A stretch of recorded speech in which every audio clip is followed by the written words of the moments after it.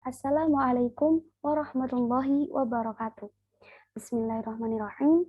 Perkenalkan, saya Nisfiatul Iza, mahasiswa Universitas Islam Negeri Maulana Malik Ibrahim Malang. Pada kesempatan kali ini, saya akan mempresentasikan mata kuliah sejarah. Sebelumnya, saya berterima kasih kepada Profesor Dr. Munirul Abidin MAG selaku dosen mata kuliah sejarah peradaban Islam. Baik, langsung saja kita mulai. Sejarah. Mungkin jika seseorang menyebutkan kata sejarah, itu akan langsung terbenak di pikiran kita. Oh, sejarah berarti dari fi'il madi, yang artinya masa lalu, masa lampau. Masa lalu yang harus kita ingat, masa lalu yang harus kita ambil, pengajaran, pengalaman yang ada di dalamnya. Satu hal yang bisa kita ambil hikmah-hikmahnya. Maka dari itu, mempelajari sejarah itu sangatlah penting. Dari sini, saya akan membahas sejarah tentang sahabat Rasulullah yang terkenal kebijaksanaannya, yang terkenal kedermawaannya. Siapakah itu? Langsung saja, Abu Bakar. Siapakah Abu Bakar As-Siddiq itu? Abu Bakar As-Siddiq merupakan khalifah pertama yang menggantikan Rasulullah setelah Rasulullah wafat. Abu Bakar menggantikan Rasulullah tidak untuk sebagai kerasulannya, melainkan atas kepemimpinan beliau pada umat Islam. Selain sebagai pengganti Rasulullah, Abu Bakar adalah sahabat yang paling dekat dengan beliau, juga sebagai mertua Rasulullah dari putrinya yang bernama Dewi Aisyah. Nah, dari segala aspek, ada rumusan masalah atau sebuah pertanyaan yang biasa dilontarkan, yakni, siapakah Abu Bakar itu? Berarti kita harus mempelajari biografi tentang Khalifah Abu Bakar dan kebijakan kepemimpinan beliau dalam memimpin umat Islam dan tipe kepemimpinan beliau. Oke, langsung saja. Tujuan saya dari presentasi ini yakni pertama untuk memenuhi nilai tugas mata kuliah sejarah peradaban Islam, yang kedua mengetahui biografi Khalifah Abu Bakar, yang ketiga mengetahui kebijakan kepemimpinan Khalifah Abu Bakar As-Siddiq, dan yang terakhir yaitu mengetahui tipe kepemimpinan beliau dalam memimpin umat Islam. Langsung saja dari biografi Khalifah Abu Bakar As-Siddiq. Nama lengkap beliau yaitu Abdullah bin Utsman bin Amr bin Amr bin Ka'ab bin Sa'ad bin Taim bin Murrah bin Ka'ab bin Lu'ay bin Ghalib bin Fir al-Qurashi at-Taimi radhiyallahu anhu. Bertemu nasabnya dengan Nabi pada kakeknya Murrah bin Ka'ab bin Lu'ay. Abu Bakar adalah sahabat Rasulullah yang telah menemani Rasulullah sejak awal diutusnya beliau sebagai Rasul, dan beliau juga termasuk as-sabiqun al-awwalun, yakni orang yang awal masuk Islam dalam kategori laki-laki dewasa. Oke, next. Abu Bakar memiliki beberapa julukan. Ada yang dari Rasulullah, bahkan datang dari langsung oleh Allah Subhanahu wa taala. Yang pertama yaitu As-Siddiq. Gelar tersebut diberikan setelah Abu Bakar membenarkan peristiwa Isra Mi'raj yang diceritakan Nabi kepada para pengikutnya, sehingga ia lebih dikenal dengan nama Abu Bakar As-Siddiq. Yang kedua, sang sahabat dan Al-Awwah. Julukan sahabat diberikan langsung oleh Allah Subhanahu wa taala dalam firman-Nya Quran surat At-Taubah ayat 40. Menurut Ibrahim Al-Nakhi, Abu Bakar dijuluki Al-Awwah karena kelembutan yang dimilikinya dan kasih sayangnya. Kadang-kadang Ali bin Abi Thalib menyebut Abu Bakar dengan julukan Syekh Al-Islam dan Imam Al-Huda. Yang ketiga yaitu orang yang paling takwa. Julukan ini diabadikan dalam ayat Al-Quran surat Al-Lail ayat 17-18. Dan yang terakhir yaitu Al-Atiq, yang artinya suci dan terbebas. Julukan tersebut diberikan karena keindahan wajah beliau dan karena Rasulullah bersabda, engkau adalah hamba yang dibebaskan oleh Allah dari api neraka. Karena itulah ia disebut Abu Bakar Al-Atiq.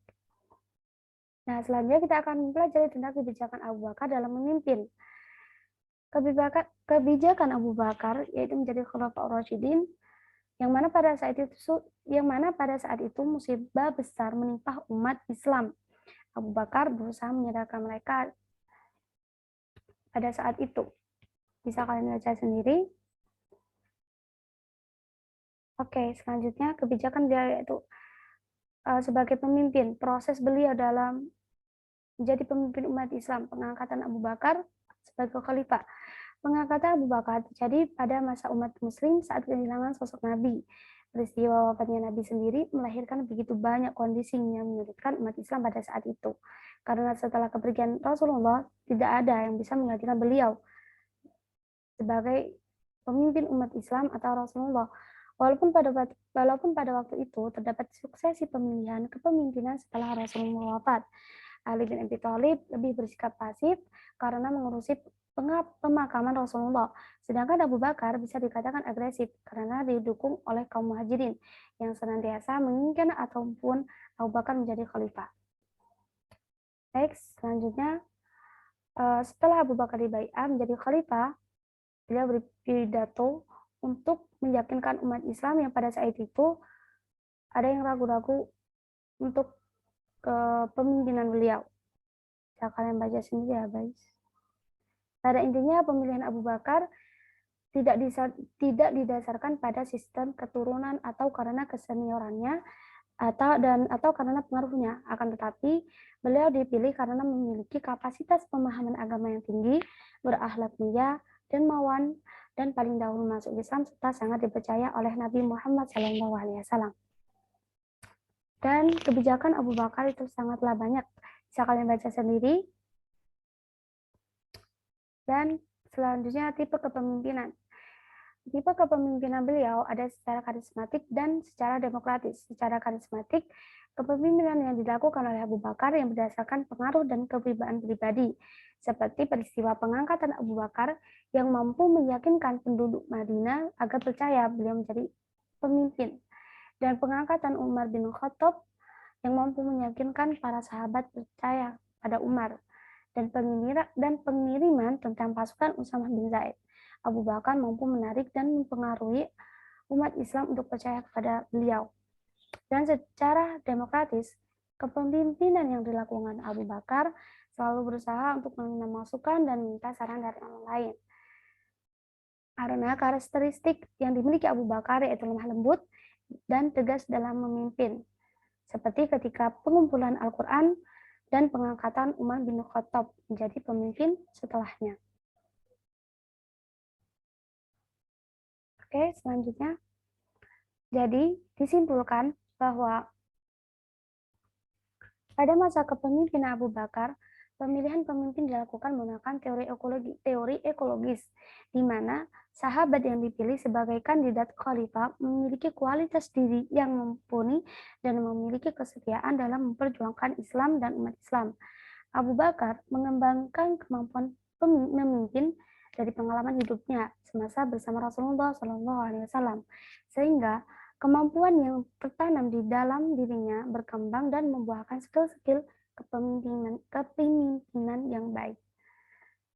Jadi, saran dari penulis yaitu melalui pemaparan yang ada di atas, saya berharap banyak masyarakat yang mengetahui mengenai peradaban Islam dalam sejarah Abu Bakar As-Siddiq dan tipe kepemimpinan. Karena saya masih sering menemukan masyarakat yang kurang pengetahuannya akan sejarah peradaban Islam. Oleh karena itu, dengan adanya buku-buku, jurnal yang membahas khusus mengenai peradaban Islam tentang sejarah kebudayaan Islam diperbanyak pada zaman era digitalisasi ini, penulis berharap banyak masyarakat yang akan memahami serta mengetahuinya. Dan sebelum kita menyelesaikan materi ini, kita harus mengetahui apa manfaat dari mempelajari sejarah.